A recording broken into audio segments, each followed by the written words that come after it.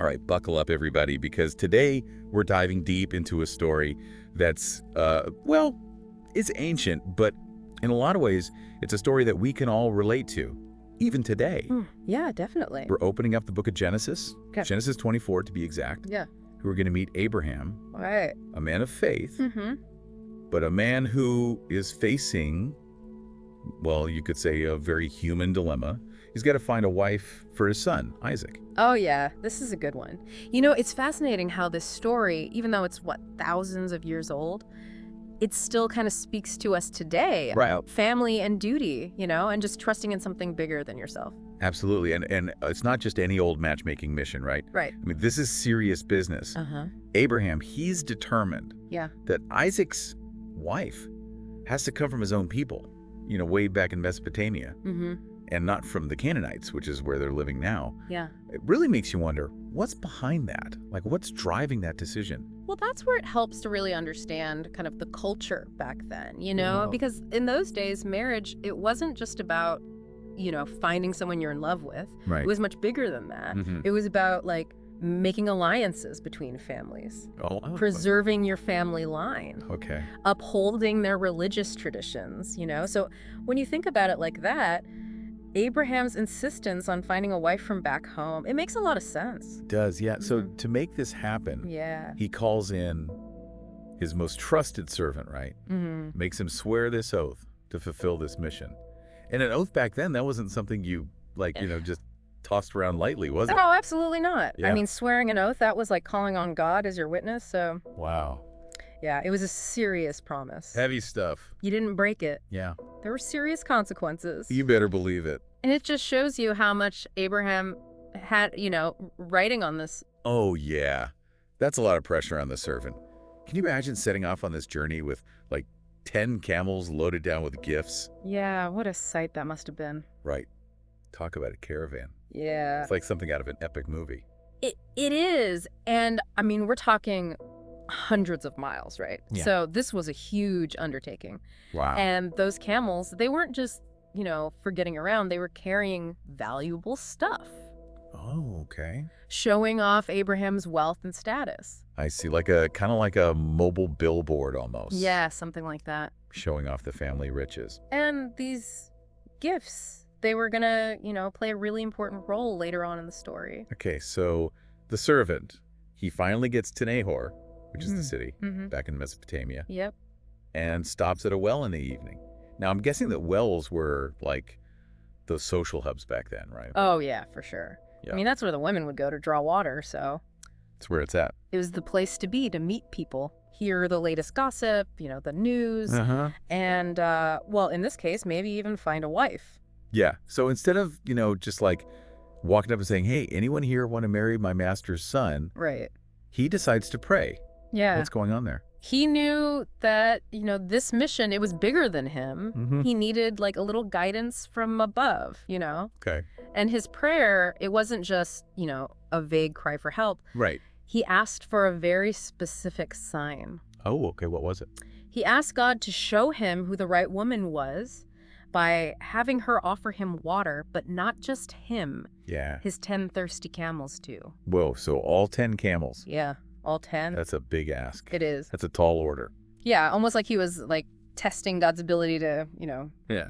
arrange even the tiniest detail. Right. Like, can you handle this, God? Yeah, exactly.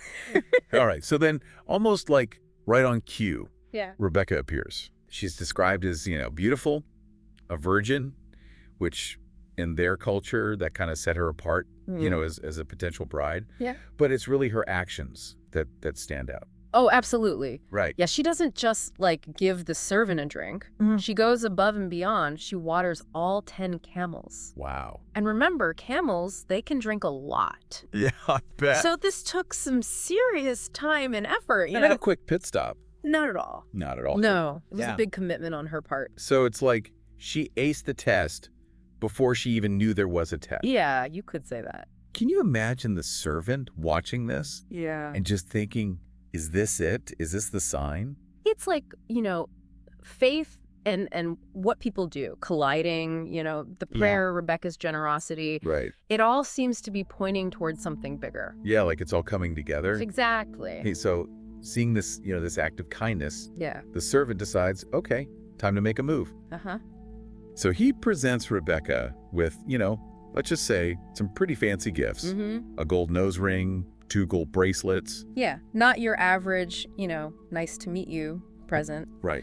No, these gifts, they meant something in those days. Okay. They were like a symbol of wealth, Right. high status, and they showed that a man was serious about, courting a woman. Okay. So it was a pretty clear sign that the servant was, impressed with Rebekah, saw her as a good match for Isaac.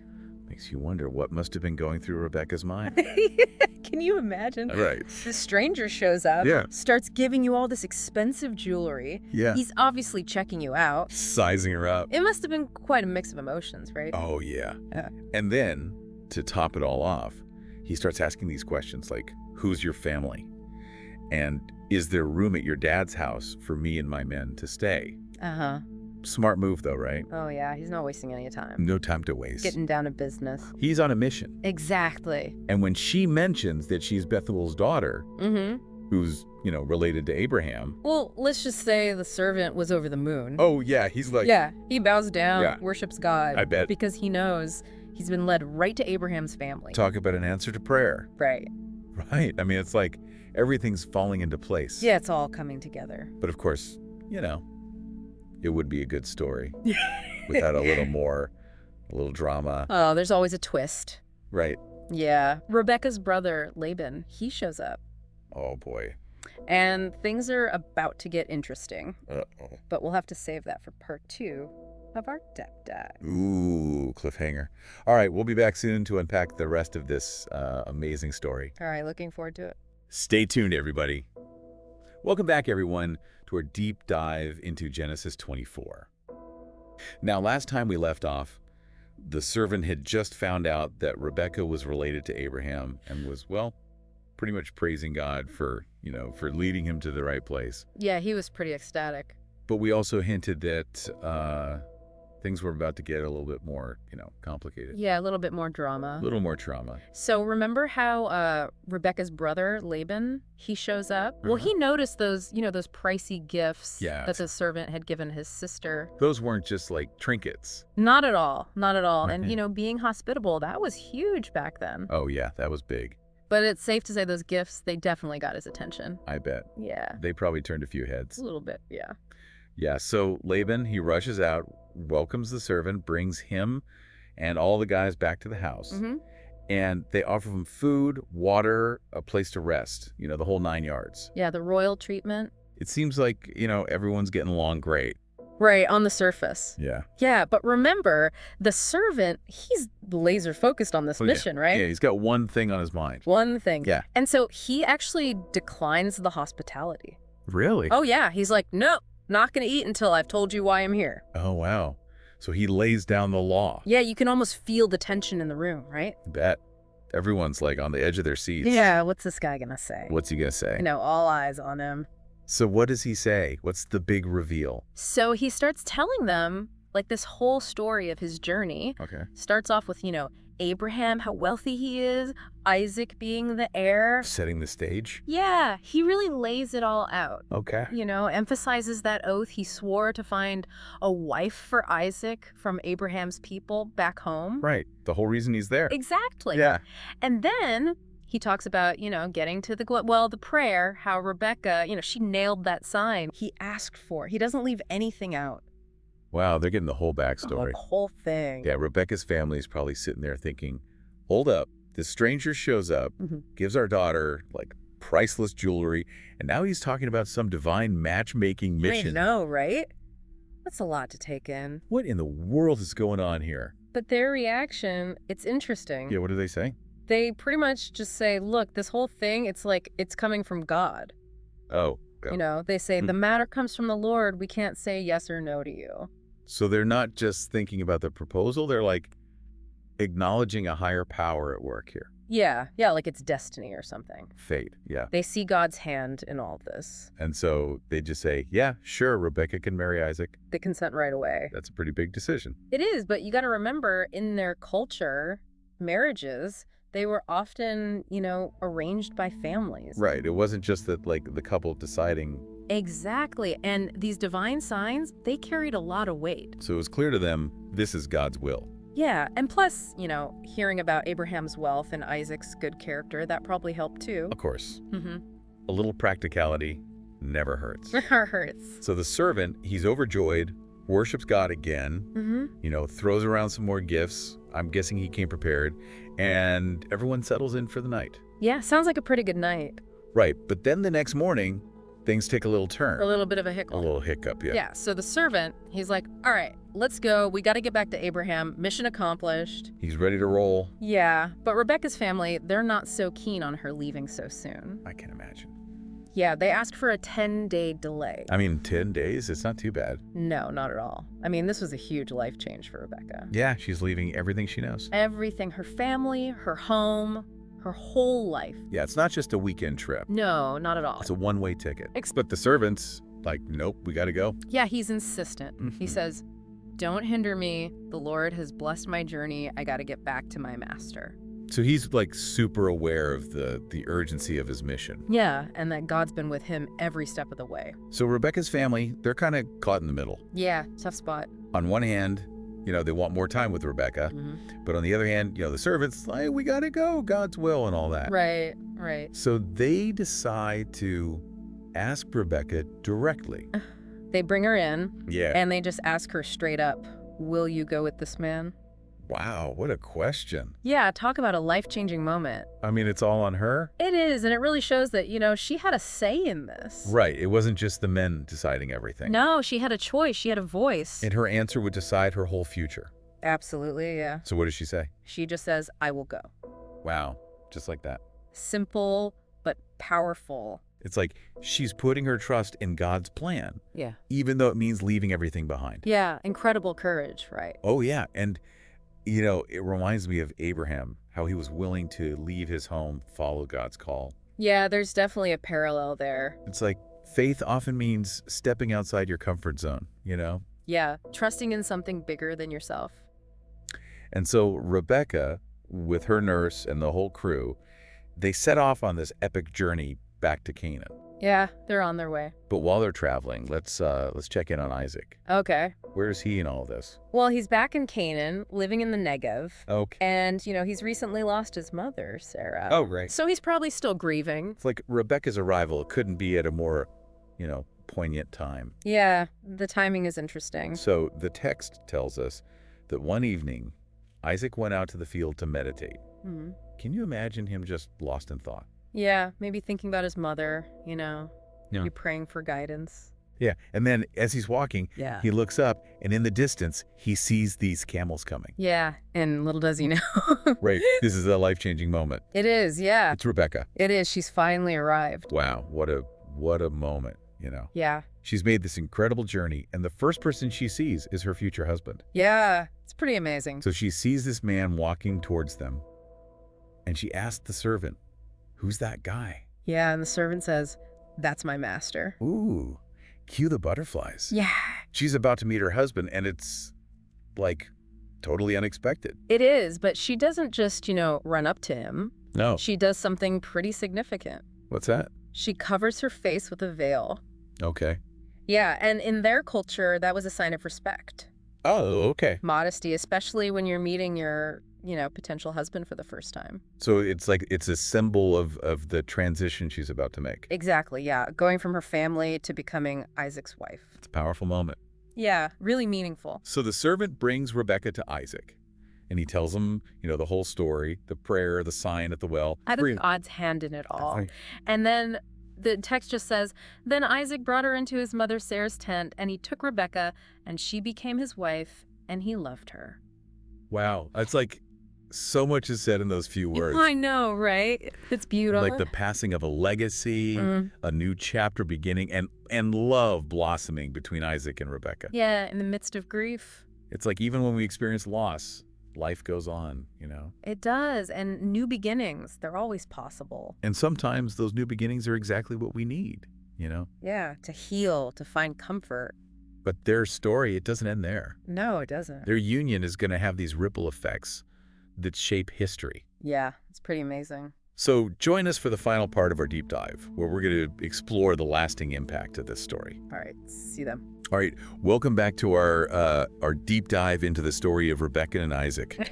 We've journeyed with them all the way from Mesopotamia to Canaan. Yeah, quite a trip. Seen their first encounter. That was something. And now, in this final part, we're going to kind of zoom out a little. Okay. And look at the ripple effects of their union. The bigger picture. Yeah, and what's really amazing is how this story, it's not just, a love story. Right. It becomes like a cornerstone in the whole biblical narrative. Absolutely.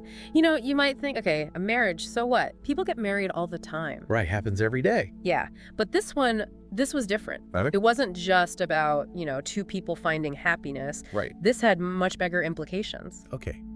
I'm intrigued. Tell me more. Well, remember, God made that covenant with Abraham. Right. The promise. Promising him descendants, countless descendants. Like as many as the stars. Exactly. And a land for his people. Right. A whole nation. Yeah. So Isaac and Rebekah's marriage, it was part of something much bigger. Oh, I see. So it wasn't just about them. Mm-hmm. It was about, carrying on this divine legacy. Exactly. It was a key part of fulfilling God's promise to Abraham. So their descendants, they wouldn't just be like a family. They would become, like you said, a nation, the Israelites.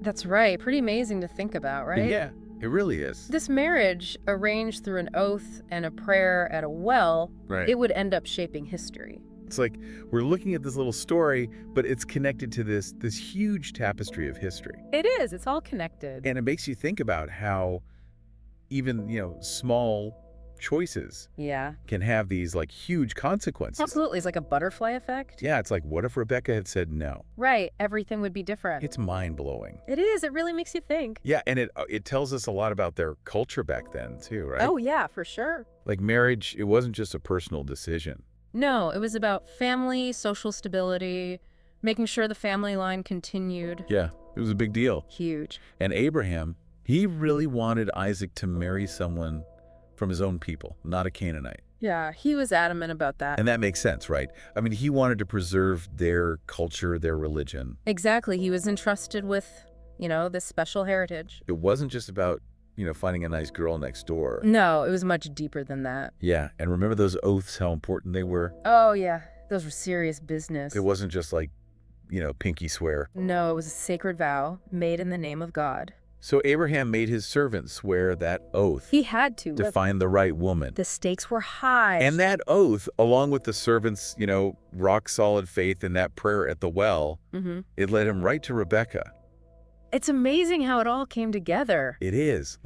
Human choices and God's guidance Yeah. all working together. Yeah, it's like a dance. It really is. It makes you think about, is God working in our lives the same way? Right. Maybe we're just not seeing the signs. Maybe we need to be more open. Yeah, more open to the unexpected, to taking a leap of faith. Exactly. Sometimes the greatest things happen when we step outside our comfort zones. Like Rebekah. Like Rebekah, yeah. She was brave. She was. So, what are the wells in our lives, right? Good question. Where might we, encounter the unexpected? It's different for everyone, I guess. But it's out there. It is, yeah. And this story, even though it's, ancient, Thousands of years old. it still has so much to teach us It's timeless.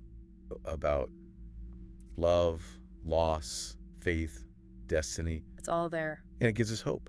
It does. Even in the middle of grief, like Isaac was going through, Yeah, after losing his mother, new beginnings are possible. they are always Love can grow, families can expand, and legacies can be passed on. beautifully said. And that's the power of this story, right?